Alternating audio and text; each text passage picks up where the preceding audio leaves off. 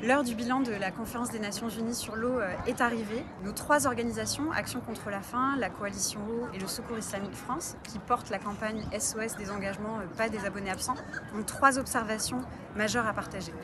La première, c'est que cette conférence était une conférence historique puisqu'elle a eu lieu 46 ans après la précédente.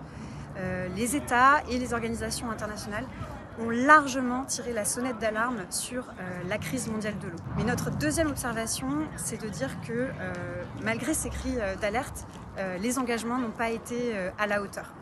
D'une part, il n'y a pas eu de document intergouvernemental négocié.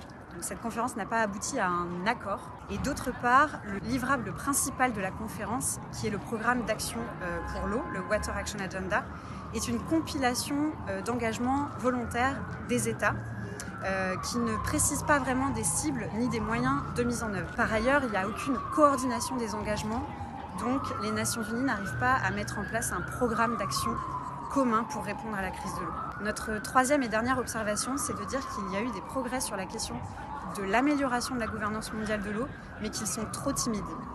Une des attentes fortes qu'on avait, c'était la nomination d'un envoyé spécial des Nations Unies pour l'eau. 150 États soutiennent cette nomination. Il y a eu plusieurs appels à créer ce poste pendant la conférence. Malheureusement, cette création n'a pas été annoncée à la fin de la conférence.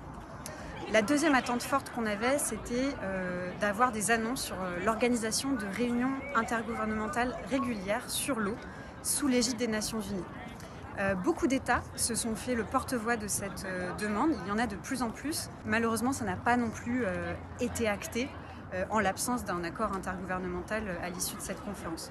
Donc ce que nous attendons aujourd'hui, c'est que les États qui défendent le multilatéralisme sur l'eau, dont la France, continuent leurs efforts diplomatiques pour aboutir à des décisions concrètes, et notamment à la nomination de l'envoyé spécial en septembre 2023, mais aussi pour obtenir une résolution de l'Assemblée générale des Nations Unies qui établirait des réunions des Nations Unies sur l'eau sur une base régulière.